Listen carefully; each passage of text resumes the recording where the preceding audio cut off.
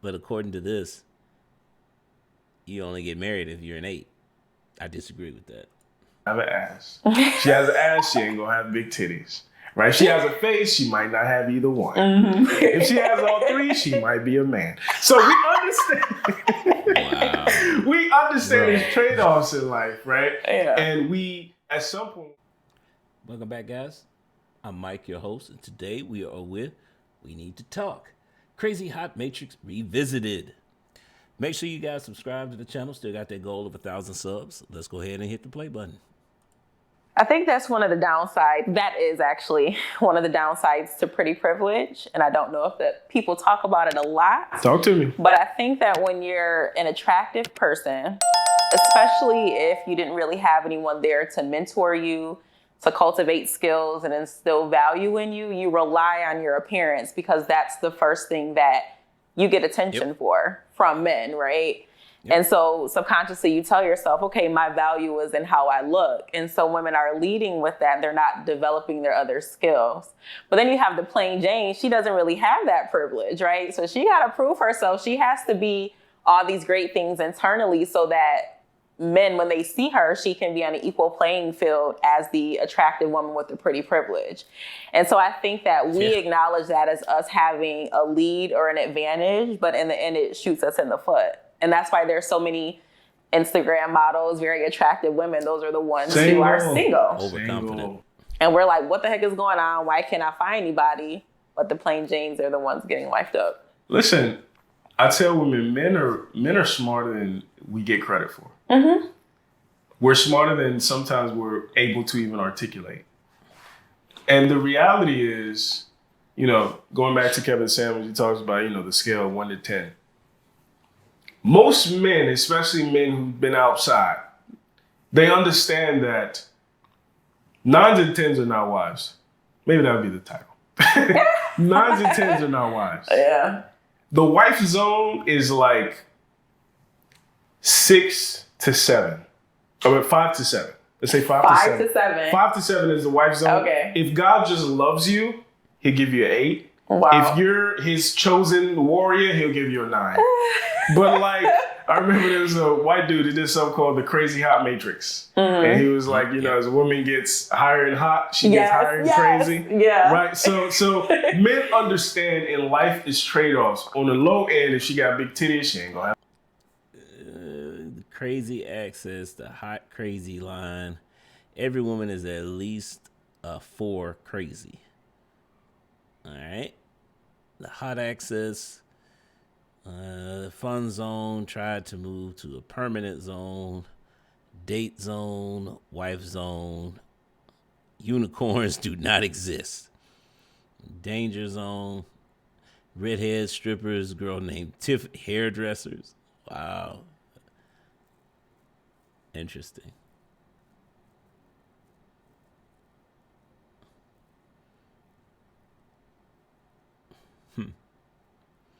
But according to this, you only get married if you're an 8. I disagree with that. Have an ass. She has an ass, she ain't gonna have big titties. Right? She has a face, she might not have either one. Mm-hmm. If she has all three, she might be a man. So we understand. Wow. We understand these trade-offs in life, right? Yeah. And we, at some point, when we sold our road oats, we got out of our system, we're thinking about a good long-term partner. I think because women haven't taken the time to really understand how men operate, they're still fixated on the high school boys and then the celebrities. So how can I compete for Chris Brown versus how can I compete for this good man in my town? Yeah. That's a bar. And thinking that what Chris Brown wants is reflective of what men want. No, it's reflective of what men will sleep with. But it's not what men want. Men want you to be clean. Men want you to smell good. Men want you to move. And it's funny, as I've matured in my pimping, as I've gotten older and gotten more refined, I can see two women, one that is drop dead gorgeous, but I can be turned off by when she opens her mouth. Mm-hmm.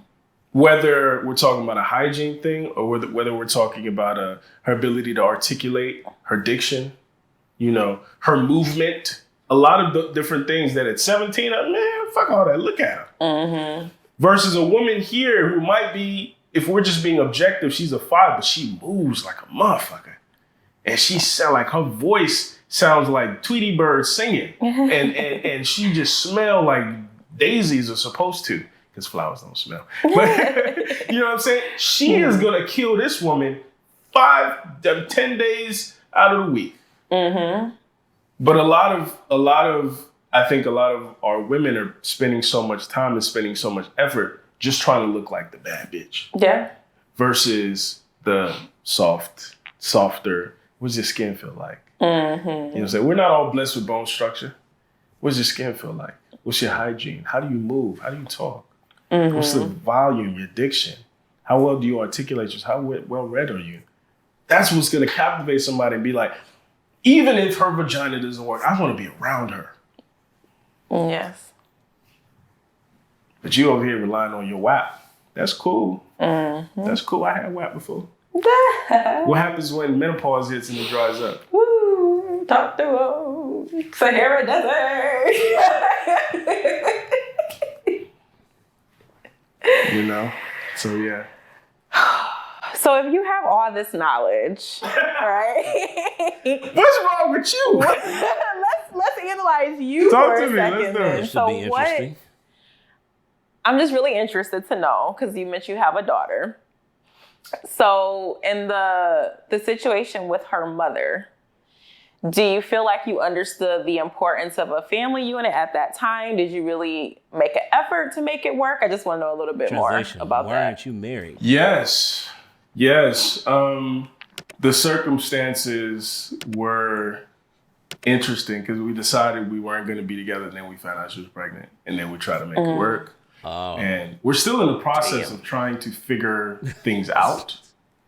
That's a tough one. But I think also, I guess my problem is I am not as patient as people might think. I'm patient with strangers because I look at it purely from a research perspective and like a work perspective. But with people in my life, I think one of my shortcomings is I have really high expectations. And I'm like, as much time as I spend talking about how things should be, it's certain shit I shouldn't have to tell you. Is that a good thing? No. Mm-hmm. I'm working on it. Work in progress.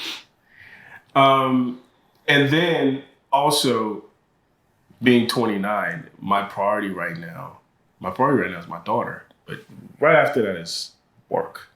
And trying to create a future that can sustain the things and the people that I care about. And because of that, romantic investment is something that I don't want to do half-assed. Mm-hmm. And because of what it is that I'm doing, I don't know if I have the bandwidth to be able to do that. Now, with my daughter's mom, it's a little different because we have a kid. Mm-hmm. And I understand, the optimal situation is that we're together. And that's something that's tugging at me, because I'm still idealistic. But I think what stopped me so far is the fact that my priority has just been, I got to feed this girl. Do you think that... Spoken like a true workaholic. That brings up an interesting point about this whole myth about high value men, how, you get a man who's earning, in the top 3, 4, or 5% in income, and y'all just gonna be jetting all over the world, doing dates and all this extravagant stuff. I'm telling you, my previous profession, I've met a lot of these guys. They'll easily work 60 to 80 hours a week. And when they come home, it's usually just to sleep. Eat, sleep, get washed up, and then they're right back out the door again. after getting probably about 4 hours of sleep, 4 maybe 5 hours of sleep, they're right back at work again. So that these vacations is all this other. We going to Sandro Pay and all this other stuff. Yeah, you might go there every now and then, but guess what he's going to be doing the majority of the time that he's there? Yeah, working.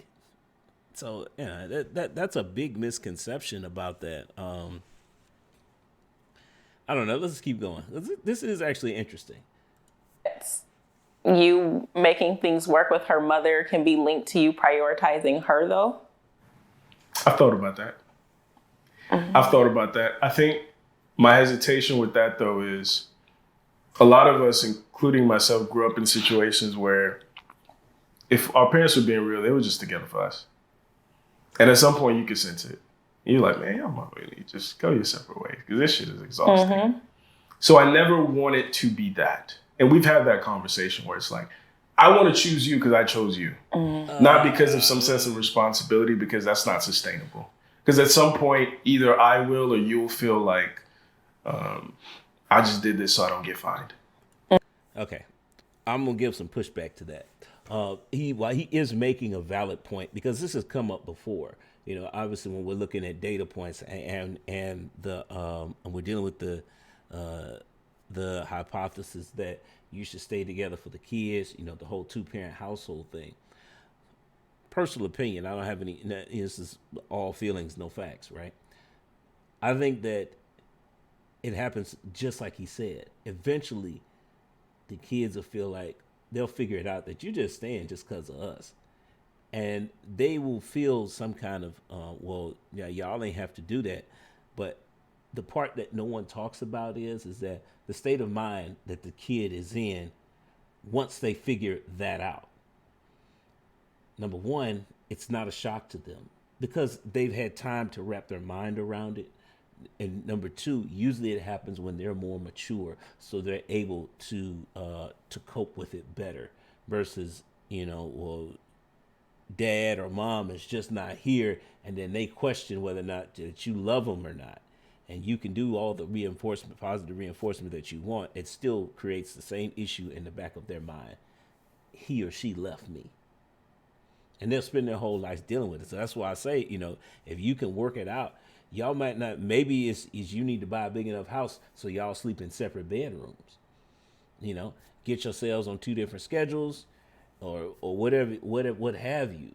But the data is pretty clear that 2-parent households produce the best functioning members of society. It didn't say that, well, they 2-parent households where they love each other and their marriage is perfect. No, it doesn't give that example. It just says 2-parent households.